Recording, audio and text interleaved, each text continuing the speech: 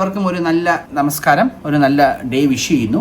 So എൻ്റെ പേര് Shankar and let's start our today's session, അല്ലെങ്കിൽ ഈ ഒരു വീഡിയോ സെഷനിലേക്ക് എല്ലാവർക്കും സ്വാഗതം. ഇന്ന് നമ്മളോട് മെയിൻലി നമ്മൾ ഡിസ്കസ് ചെയ്യാൻ പോകുന്നതെന്ന് വെച്ച് കഴിഞ്ഞാൽ എന്താണ് നീബോഷ് മാൽ പ്രാക്ടീസ് പോളിസി എന്നുള്ളതിനെ കുറിച്ചാണ് നമ്മൾ വിശദമായിട്ട് ഇവിടെ ഡിസ്കസ് ചെയ്യാനായിട്ട് പോകുന്നത്. വളരെ കാഷ്വൽ ആയിട്ടുള്ള വളരെ ഇമ്പോർട്ടൻ്റ് ആയിട്ടുള്ള ഒരു സബ്ജക്റ്റാണ്. അപ്പോൾ understanding NEBOSH malpractice policy, അതാണ് നമ്മുടെ വീഡിയോയുടെ ഹെഡ്ലൈൻ. അതിലേക്ക് പ്രൊസീഡ് ചെയ്യുന്നതിന് മുമ്പായിട്ട് നമ്മുടെ യൂട്യൂബ് ചാനൽ സബ്സ്ക്രൈബ് ചെയ്തിട്ടില്ലെങ്കിൽ സബ്സ്ക്രൈബ് ചെയ്യുക. അതിനകത്ത് ഒരു ബെൽ ബട്ടൺ ഉണ്ട്, ആ ബെൽ ബട്ടൺ കൂടെ പ്രസ് ചെയ്യുക. അത് പ്രസ് ചെയ്യുന്നതോടുകൂടി നിങ്ങൾക്ക് നമ്മുടെ ലേറ്റസ്റ്റ് വീഡിയോസിന്റെ അപ്ഡേറ്റ്സ് എല്ലാം കിട്ടിക്കൊണ്ടിരിക്കും. So that's it. നിങ്ങൾക്ക് എല്ലാവർക്കും അറിയാവുന്ന കാര്യങ്ങൾ തന്നെയാണ്. Once again I am Shankar Sreekumar with you. Welcome to Green World groups YouTube channel. ഇന്ന് നമ്മൾ ഡിസ്കസ് ചെയ്യാൻ പോകുന്ന ടോപ്പിക് എന്ന് പറയുന്നത് understanding NEBOSH malpractice policy. എന്താണ് നീബോഷ് മാൽ പ്രാക്ടീസ് പോളിസി, അല്ലെങ്കിൽ മാൽ പ്രാക്ടീസസ് എന്തൊക്കെ തരങ്ങളിലാണുള്ളത്, എന്തൊക്കെ തരം മാൽ പ്രാക്ടീസസ് ഉണ്ട്, അതിനെക്കുറിച്ചൊക്കെ നമ്മൾ ഷോർട്ട് ആയിട്ടാണ് ഇന്നത്തെ വീഡിയോയിൽ നമ്മൾ ഡിസ്കസ് ചെയ്യാൻ പോകുന്നത്. So let's tune, subscribe and click the bell button.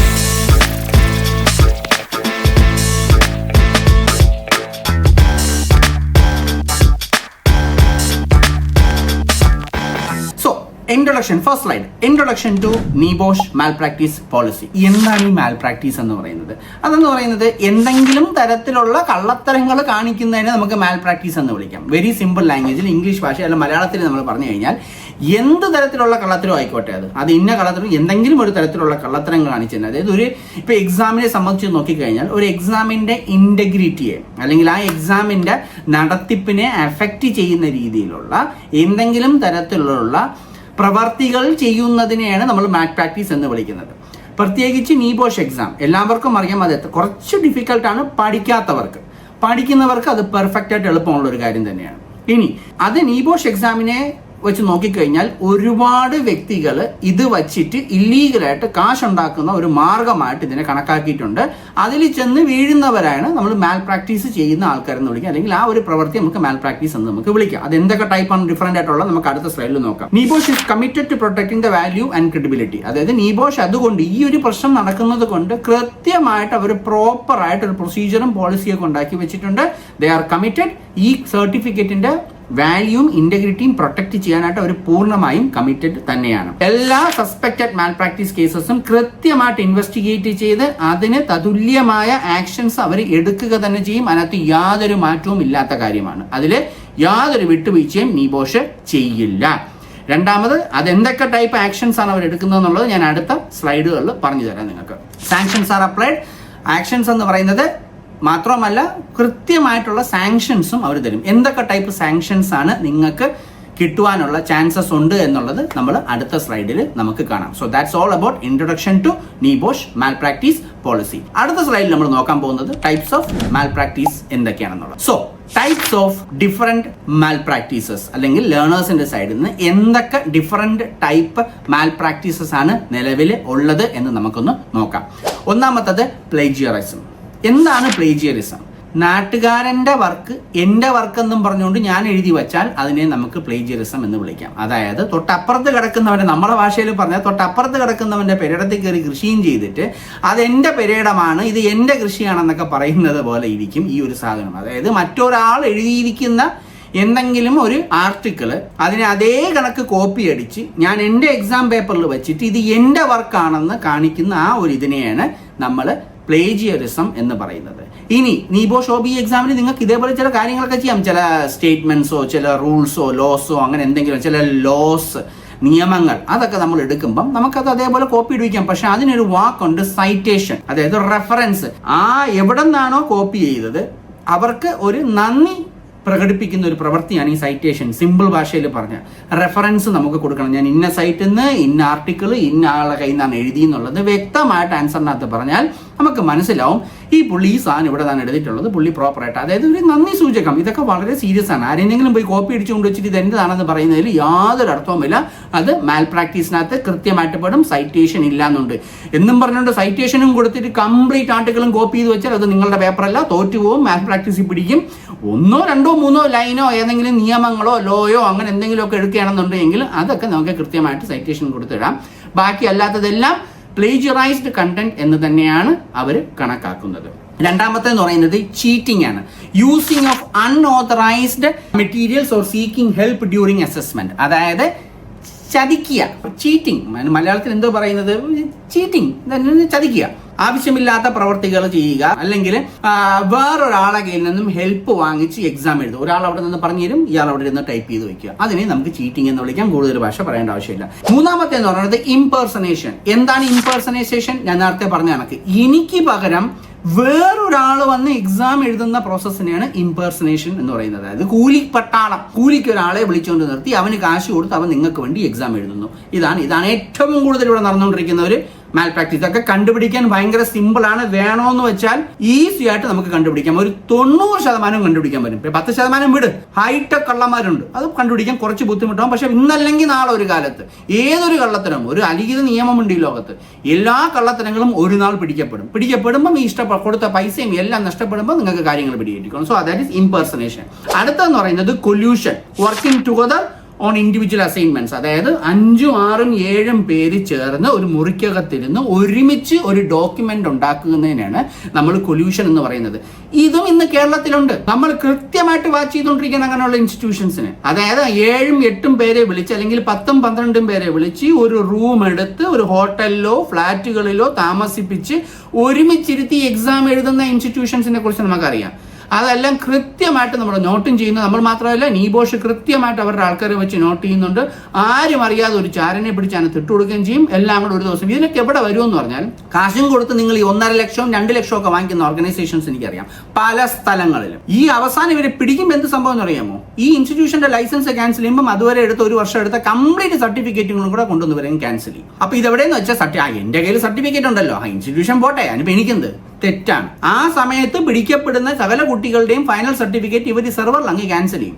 നിങ്ങൾ ഇതും കൊണ്ട് എവിടെയെങ്കിലും ജോലിക്ക് പോയിട്ട് ഈ സർട്ടിഫിക്കറ്റ് വാലിഡേഷന് തിരിച്ചയക്കുമ്പോൾ അവർ പറയും, സോറി, ഈ സർട്ടിഫിക്കറ്റ് മാൽ പ്രാക്ടീസ് ഉള്ളത് കൊണ്ട് ഡിസ്കണ്ടിന്യൂഡ് ആണ്, ക്യാൻസൽഡ് ആണ്, ഈ സർട്ടിഫിക്കറ്റ് വാലിഡ് ചെയ്യാൻ പറ്റത്തില്ല. അപ്പൊ മറ്റൊരു പ്രശ്നത്തിലോ, വാലിഡ് അല്ലാത്ത ഒരു സർട്ടിഫിക്കറ്റ് കൊടുത്ത് നിങ്ങൾ ജോലിക്ക് ശ്രമിച്ചു എന്നുള്ളതിന് നിങ്ങൾ അകത്തും കൂടെ കിടക്കും. ഇന്നലെയൊക്കെ ഇവിടെ ദുബായ് ഏരിയയിലൊക്കെ സ്ട്രിക്റ്റ് നിയമങ്ങൾ വരാൻ പോവുകയാണ്. 5 വർഷം വരെ പോയി അകത്ത് കിടക്കേണ്ടി വരും കള്ള സർട്ടിഫിക്കറ്റ് കൊടുത്തു കഴിഞ്ഞാൽ. ഇത് നിങ്ങൾ അറിയാതെ, നിങ്ങൾക്ക് വേണ്ടാത്ത പ്രവൃത്തി കാണിച്ച് സർട്ടിഫിക്കറ്റ് എടുത്തിട്ട് ഇത് അവർ യൂണിവേഴ്സിറ്റി ഇത് കണ്ടുപിടിച്ച് ക്യാൻസൽ ചെയ്ത് അവർ സെർവറിലിടും. വെരിഫിക്കേഷനിൽ ഫെയിൽ ആവും. സ്വാഭാവികമായിട്ടും നിങ്ങൾ കള്ളത്തരത്തിൽ എടുത്തതിന് തുല്യമോ? വെറുതെ അകത്ത് പോയി കിടക്കും. പെർട്ടിക്കുലർലി GCC കൺട്രീസിലല്ല, യൂറോപ്യൻ കൺട്രീസിൽ ഡീപ്പോർട്ടേഷൻ ആണ് ഇപ്പോൾ. അതുകൊണ്ട് യാതൊരു തരത്തിലും ഇങ്ങനെയുള്ള പ്രവർത്തനങ്ങൾ, ഈ ഷോർട്ട് കട്ട് വേലകൾ കാണിക്കരുത്. പഠിച്ചാൽ പാസ്സാവും എന്നുള്ളതേ ഉള്ളൂ.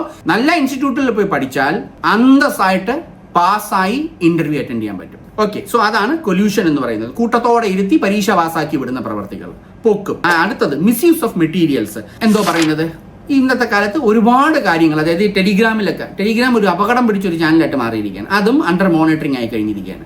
അതിലൊക്കെ പോയിട്ട് ഒരു എക്സാമിന്റെ ക്വസ്റ്റ്യൻ പേപ്പർ റിലീസ് ചെയ്യുമ്പോൾ, സാർ ഈ ക്വസ്റ്റിന്റെ ആൻസർ അറിയാമോ, ഇതിന്റെ ആൻസർ എന്താണ് എന്ന് ചോദിച്ച് അവരെ മെറ്റീരിയൽസ് യൂസ് ചെയ്തതും ചെറ്റാണ്. പോസ്റ്റിംഗ് ഷെയറിംഗ് കണ്ടന്റ് ഓൾറെഡി ഞാൻ പറഞ്ഞു. ക്വസ്റ്റ്യൻ പേപ്പർ വരുമ്പോൾ തന്നെ ക്വസ്റ്റ്യൻ പേപ്പർ എടുത്ത് ഫേസ്ബുക്കിൽ ഇടുക, ഇട്ടിട്ട് ഇതിന്റെ ആൻസർ പറഞ്ഞു തരും എന്നൊക്കെ പറയും. ഇതെല്ലാം നീബോഷ് മോണിറ്ററിംഗ് ആണ്.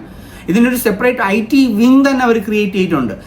അവരുടെ ജോലി എന്ന് പറഞ്ഞാൽ ഫേസ്ബുക്കിനകത്ത് സെർച്ച് എൻജിൻസ് യൂസ് ചെയ്ത് അവർക്ക് പെയ്ഡ് വെർഷൻസ് യൂസ് ചെയ്ത് ആരൊക്കെ എക്സാം റിലീസ് ചെയ്യുന്നുണ്ടെന്ന് അവരുടെ പ്രൊഫൈലിൽ കയറി ഇതെല്ലാം റിക്വസ്റ്റ് ചെയ്യണം എന്നുള്ളത് നോക്കും. അതിലെവിടെയെങ്കിലും നിങ്ങളുടെ പേരും ഈ സെർവറിൽ കിടക്കുന്ന എക്സാം എഴുതുന്ന ആൾക്കാരുടെ പേരും നിങ്ങളൊക്കെ ഇൻവെസ്റ്റിഗേഷനിൽ പെട്ടുപോകും. അങ്ങനെയുള്ള ഒരു പ്രവർത്തനങ്ങളും ചെയ്യാൻ പാടില്ല. സോ ഇതൊക്കെയാണ് different type of malpractices. എല്ലാം ചുരുക്കത്തിൽ പറഞ്ഞാൽ വൃത്തിയോട് കാണിക്കുക, അത് ചെയ്യാതിരിക്കുന്നതാണ് നല്ലത്. Plagiarism, cheating, impersonisation, collusion, misuse of material, പിന്നെ posting or sharing of content. ഓരോ സ്ഥലങ്ങളിലുള്ള കണ്ടന്റ്സ് ഷെയർ ചെയ്യുക എന്നുള്ളത്. Next one, consequence of malpractice. ഇനി ഞാൻ വൃത്തികേട് കാണിച്ചല്ലെങ്കിൽ ചെറ്റത്തരം കാണിച്ചേ ഞാൻ പരീക്ഷ എഴുതും എന്തും തീരുമാനിച്ചൊരു ടീമുകളുണ്ട്. എനിക്ക് പഠിക്കാൻ വയ്യ, എന്നെ കൊണ്ട് ഇത് പറ്റൂല, പക്ഷേ എന്നാൽ എനിക്ക് എല്ലാ ഫെസിലിറ്റീസും വേണം. എനിക്ക് 50,000 രൂപ ശമ്പളവും വേണം, വീട് വേണം, കാറ് വേണം, കയ്യിൽ മറ്റേ മോഹൻലാലിന്റെ സിനിമയിൽ പറഞ്ഞ കണക്ക് 100 രൂപ 50 രൂപ വാടക, എന്നാൽ സ്വിമ്മിംഗ് പൂള്, പൂജാമുറി, കാറ് എല്ലാം വേണം. നടക്കില്ല പിള്ളേരെ. എന്നാൽ ശരി, ഇനി അങ്ങനെ ചെയ്യുന്നവർക്ക് എന്താണ് അവർക്ക് സംഭവിക്കാൻ പോകുന്നത് എന്നുള്ളതും കൂടെ നമുക്ക് നോക്കാം. ഒന്നെന്ന് പറയുന്നത് loss of marks or results void. രണ്ടാമത്തെ ഒരു ഫസ്റ്റ് വലിയ പ്രശ്നങ്ങളൊന്നും ഇല്ലാതെ ഒരു പിടിച്ചു കഴിഞ്ഞാൽ നിങ്ങളുടെ റിസൾട്ട് അങ്ങ് വോയിഡ് ചെയ്യും. അതായത് തിരിച്ചൊന്നുകൂടെ പോയി എഴുതാൻ പറയും. ഒരു തവണ എഴുതുന്നതിന് തന്നെ ഏതാണ്ട് 10-25,000 രൂപ അങ്ങനെയാണ് ഇന്ത്യൻ റുപ്പീസിൽ ഈ പരീക്ഷ എഴുതാനായിട്ട്. അത് അന്തസ്സായിട്ട് പോയി എങ്ങ് കിട്ടും. കഷ്ടപ്പെട്ട ദിവസവും മാസങ്ങളും. കാര്യം ഒരു എക്സാം എഴുതി 45 ദിവസം എടുക്കും റിസൾട്ട് വരാൻ. സർട്ടിഫിക്കറ്റ് വിടും അടുത്ത 45 ദിവസത്തിന് ശേഷം. ഇതെല്ലാം കൂടെ ഒരു 4-5 മാസത്തെ പരിപാടികളാണ്. വെറുതെ ഈ പ്രവർത്തനങ്ങളൊക്കെ ചെന്നാൽ ഇത് അത്രയും ഡിലേ ചെയ്ത് പോകും. കൈ കിട്ടാനുള്ള ജോലിയും കൂടെ പോയി കിട്ടും. Disqualification from current or future assessments. ചിലപ്പോൾ ഒരു ഡിസ്ക്വാളിഫൈ വരെ ചെയ്ത് കളയാം. നിങ്ങൾ ഇനി മേലെ എഴുതാതിരിക്കും നിങ്ങൾക്ക് എന്തിന് തരണം. അത് നിങ്ങൾ കാണിക്കുന്ന പ്രവർത്തികളുടെ കാഠിന്യത്തിനനുസരിച്ചിരിക്കും നിങ്ങൾക്ക് കിട്ടാൻ പോകുന്ന ശിക്ഷ. സർട്ടിഫിക്കറ്റ് വിത്ഡ്രോവൽ ഞാൻ ഓൾറെഡി പറഞ്ഞു, അതും ഒരു ചാൻസ് ആണ്. നിങ്ങൾ പാസ്സായി, കള്ളത്തരം കാണിച്ച് പാസ്സായി, സർട്ടിഫിക്കറ്റ് കൈ കിട്ടി, ഞാൻ രക്ഷപ്പെട്ടു, ഇനി എന്നെ ആരും പിടിക്കൂല, തെറ്റായ വിചാരണയാണ്. ആ എഴുതി തന്നവനെ വേറെ ഏതെങ്കിലും കേസിൽ പിടിക്കുകയോ ഇല്ലെങ്കിൽ വിസിൽ ബ്ലോവേഴ്സ് ഉണ്ട്, അതായത് ഈ ചാരന്മാർ ഇത് പറഞ്ഞു കൊടുക്കുന്നവർ പറയണ ഈ മിസ്റ്റർ എക്സ് ഇത്ര ആൾക്കാർക്ക് എഴുതി കൊടുത്തിട്ട് ഇവരെയൊക്കെ സർട്ടിഫിക്കറ്റ് കിടക്കുന്നു എന്ന് പറഞ്ഞ് കാണിച്ചു കഴിഞ്ഞാൽ നിങ്ങളുടെയൊക്കെ സർട്ടിഫിക്കറ്റ് അവർ വിഡ്രോ ചെയ്യും. വിഡ്രോ ചെയ്ത് കഴിഞ്ഞാൽ പിന്നീട് ഇത് പറഞ്ഞിട്ട് കാര്യമില്ല. അപ്പോൾ ഒന്നുമില്ല, അവർ പറയും വിഡ്രോ ചെയ്തു, നിങ്ങൾ പഠിച്ച് എഴുതല്ലേ, പോയി ഒന്നുകൂടെ എഴുതാൻ പറയും, പോയി സ്വന്തമായിട്ട് പഠിച്ച് ഒന്നുകൂടെ എഴുതാൻ പറയും. എന്തിനാണ് ഈ വക പ്രവർത്തിയൊക്കെ പോകുന്നത്? ഒരു യൂണിവേഴ്സിറ്റിക്ക് അവർക്ക് ഇഷ്യൂ ചെയ്തത് വ്യക്തമായ കാരണങ്ങളുണ്ട് എങ്കിൽ ക്യാൻസൽ ചെയ്യാൻ അവർക്ക് പൂർണ്ണ അധികാരമുണ്ട്. പകരം അവരെന്ത് ചെയ്യും? നിങ്ങൾ ഫീസ് അടയ്ക്കേണ്ട, നിങ്ങൾ പോയി ഒന്നുകൂടെ പരീക്ഷ എഴുതാൻ പറയും. വെറുതെ പോയി അതിൽ വീഴണം. പിന്നീട് എന്ന് പറയുന്നത് ടെമ്പററി ഓർ പെർമനന്റ് ബാൻ. അത് 1 വർഷത്തേക്കാവാം, 2 വർഷത്തേക്കാവാം, 3 വർഷത്തേക്കാവാം. ചിലപ്പം ചില കേസുകളിൽ ലൈഫ് ലോങ് ബാൻ വരെ അടിച്ചു കൊടുത്തിട്ടുണ്ട്. അതായത് ഇവൻ ജന്മത്തിൽ ഈ പേര് വെച്ചിട്ട് ഈ പാസ്പോർട്ട് കോപ്പി ഈ ഐഡി കാർഡും വെച്ചിട്ട് ഇവന് നീബോഷിന്റെ ഒരു എക്സാംസും എഴുതുവാൻ സാധിക്കത്തില്ല. ഇവർ മാത്രമല്ല, ഇവർ ബാക്കിയുള്ള ഇൻസ്റ്റിറ്റ്യൂഷൻസിന് ഇവർ കൃത്യമായിട്ട് അറിയിക്കുന്നുണ്ട്. All malpractice incidents are recorded and may impact future attempts. നോക്കുക, എല്ലാ മാൽ പ്രാക്ടീസ് റെക്കോർഡ്സും എല്ലാ ഇൻസിഡൻസും ഇൻവെസ്റ്റിഗേറ്റീവ് ആണ്, റെക്കോർഡഡ് ആണ്. ഇവിടെ പഠിച്ചിട്ട് എന്നെ ഇവിടെ പിടിച്ച് ഈ ഇൻസ്റ്റിറ്റ്യൂഷനിൽ ഗ്രീൻ വേൾഡ് ഞാൻ പഠിച്ചപ്പോൾ കള്ളത്തരം കാണിച്ച് എന്നെ പൊക്കി, എന്നെ ബാൻ ചെയ്തു, ഞാൻ ഓടിപ്പോയി വേറൊരു ഇൻസ്റ്റിറ്റ്യൂട്ടിൽ പോയി പഠിക്കാം എന്ന് പറഞ്ഞിട്ടാണ് ചെന്നാൽ ഇതിൻ്റെ എല്ലാ ഡേറ്റയുമിൻ്റെ മദർ എന്ന് പറയുന്നത് നീബോഷാണ്. അവരത് അന്തസ്സായിട്ട് കണ്ടുപിടിക്കുകയും നിങ്ങൾ അവിടെ ഇട്ട് പിടിക്കുകയും ചെയ്യും. അതുകൊണ്ട് അതിനുള്ള പ്രവൃത്തികളിൽ പോകണ്ട. So that's about all consequences of malpractice. അടുത്തത് നമ്മൾ ഡിസ്കസ് ചെയ്യാൻ പോകുന്നതെന്ന് പറയുന്നത് NEBOSH investigation and ethical practice team. എന്തൊക്കെയാണ് അവരുടെ റെസ്പോൺസിബിലിറ്റി? എല്ലാ റിപ്പോർട്ടുകളും നമ്മൾ സബ്മിറ്റ് ചെയ്യുന്ന സകല റിപ്പോർട്ടുകളും നീബോഷിന്റെ എത്തിക്കൽ പ്രാക്ടീസ് ടീം എന്നുള്ള ഡിപ്പാർട്ട്മെന്റ് ഉണ്ട്. ആ ഡിപ്പാർട്ട്മെന്റിന്റെ കയ്യിൽ പോകും, അവരിത് കൃത്യമായിട്ട് നോക്കും.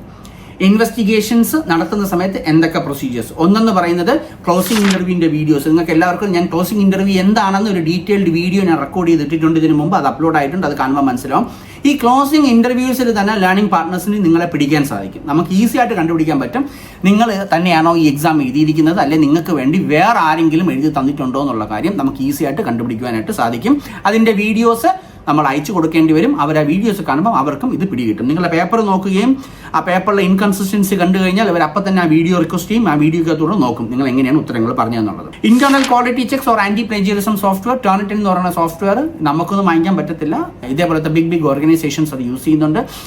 എല്ലാ ആൻസർ ഷീറ്റ്സും IG2 റിസ്ക് അസസ്മെന്റ്സും ഈ പറയുന്ന പെർട്ടിക്കുലർ സോഫ്റ്റ്വെയറിൽ കൃത്യമായിട്ട് അപ്ലോഡ് ചെയ്യും. അത് കൃത്യമായിട്ട് കണ്ടുപിടിക്കും എത്ര പെർസെൻറ്റേജ് നിങ്ങൾ അവിടെ നിന്ന് കോപ്പി അടിച്ചിട്ടുണ്ട്. മുൻപ് സബ്മിറ്റ് ചെയ്ത എല്ലാ ആൻസേഴ്സും ഈ സോഫ്റ്റ്വെയറിൽ കിടപ്പുണ്ട്. ഇതിന് 2 വർഷം മുമ്പ് എഴുതിയത്, 5 വർഷം എഴുതിയ സ്റ്റുഡൻസിന്റെ പേപ്പർ, ആ പേപ്പറുമായിട്ടും ഇത് കമ്പയർ ചെയ്യും, നിങ്ങൾ അവിടെ നിന്ന് വല്ലതും കോപ്പി അടിച്ചിട്ടുണ്ടോ എന്നുള്ളത്. സോ അതും ചെക്ക് ചെയ്യുന്നുണ്ട്. പിന്നെ അങ്ങനെ എന്തെങ്കിലും കണ്ടുപിടിച്ച് കഴിഞ്ഞാൽ ലേണിംഗ് പാർട്ട്നേഴ്സിനും സ്റ്റുഡൻസിനും ഒരു ഇൻവെസ്റ്റിഗേഷൻ ലെറ്റർ കിട്ടും. 10 ദിവസമാണ് നിങ്ങൾക്ക് തരുന്നത്. ഇതിനുള്ള മറുപടി അയക്കാനായിട്ട് അവർ ചോദിക്കും, നമ്മൾ ഇങ്ങനെ കാര്യങ്ങൾ കണ്ടെത്തിയിട്ടുണ്ട്, നിങ്ങൾക്ക് എന്തെങ്കിലും ബോധിപ്പിക്കാനും ഉണ്ടോ എന്നുള്ളത്. 10 ദിവസത്തിനകത്ത് നിങ്ങൾ മറുപടി അയച്ചില്ലെങ്കിൽ അവർ അവരുടെ തീരുമാനമായിട്ട് വരും. അത് ചിലപ്പോൾ ബാൻ ആയിരിക്കാം, ചിലപ്പം വോയിഡ് ആയിരിക്കാം, ഡിപ്പെൻസ് അപ്പോൺ. എന്നിട്ട് ഒരു ഫൈനൽ ഔട്ട്കം ലെറ്റർ നിങ്ങൾക്ക് ഇഷ്യൂ ചെയ്യും, ലേണിംഗ് പാർട്ട്ണറിന് ഇഷ്യൂ ചെയ്യും. വല്ല ബാൻ വല്ലതും ആണെങ്കിൽ ഓരോറ്റ ലേണിംഗ് പാർട്ട്ണറും നിങ്ങൾക്ക് പിന്നീട് പോയി എക്സാമിന് രജിസ്റ്റർ ചെയ്യാൻ സാധിക്കത്തില്ല. ഇതാണ് എത്തിക്കൽ പ്രാക്ടീസ് ടീം പൊതുവെ ഈ ഒരു പർട്ടിക്കുലർ പ്രോസസ്സിൽ എടുക്കുന്ന നിയമ നടപടികൾ എന്ന് വേണമെങ്കിൽ നമുക്ക് പറയാം. Now interesting one, എന്തൊക്കെയാണ് പോസിബിൾ സാങ്ഷൻസ്? ഞാൻ നേരത്തെ പറഞ്ഞു എന്തൊക്കെ ടൈപ്പ് സാങ്ഷൻസ് നമുക്ക് കിട്ടുവാനുള്ള ചാൻസസ് ഉണ്ട്. ഒന്നെന്ന് പറഞ്ഞാൽ റിട്ടൺ വാർണിംഗ്. ഒരു ചെറിയ തരത്തിലുള്ള ചെറിയ മാൽ പ്രാക്ടീസ് ആണ് അവർ കണ്ടുപിടിച്ച് കഴിഞ്ഞാൽ, ചീറ്റിംഗ് കണ്ടുപിടിച്ച് കഴിഞ്ഞാൽ നിങ്ങൾക്കൊരു റിട്ടൺ വാർണിംഗ് കിട്ടുവാനുള്ള ചാൻസസ് ഉണ്ട്. അതായത് ഇനി മേലിൽ ഇത് ആവർത്തിക്കരുത്, നിങ്ങൾക്കൊരു പുതിയ എക്സാമ്പിൾ നോക്ക്, പുതിയ എക്സാം എഴുതിയേ പറ്റുള്ളൂ, 10-25,000 രൂപ അവിടെ പോയി കിട്ടി. പിന്നീട് ലോസ് ഓഫ് മാർക്സ്, ചിലപ്പോൾ 45 മാർക്ക് വാങ്ങിച്ച് നിങ്ങൾ പാസ്സായ ആളായിരിക്കാം, വെട്ടി കുറച്ച് ഒരു 5 മാർക്ക് കുറച്ച് തരും, ഓട്ടോമാറ്റിക്കലി എന്ത് സംഭവിക്കും? നിങ്ങൾ ഫെയിലായി. പിന്നീട് റിസൾട്ട്സ് വോയിഡ് അടിച്ച് തരും, നിങ്ങളുടെ റിസൾട്ട് വോയിഡായി, അതായത് നിങ്ങളുടെ റിസൾട്ട് ക്യാൻസൽ ചെയ്യും. ഡിസ്ക്വാളിഫിക്കേഷൻ, അതായത് ഇനി മേലിൽ ഈ ഒരു ക്വാളിഫിക്കേഷൻ നിങ്ങൾ എഴുതണ്ട, ഇനി നിങ്ങൾ പരീക്ഷ എഴുതണ്ട, ഇത് നിർത്തിക്കോ, ഇവിടെ വെച്ച് പരിപാടി മതിയാക്കിക്കോ.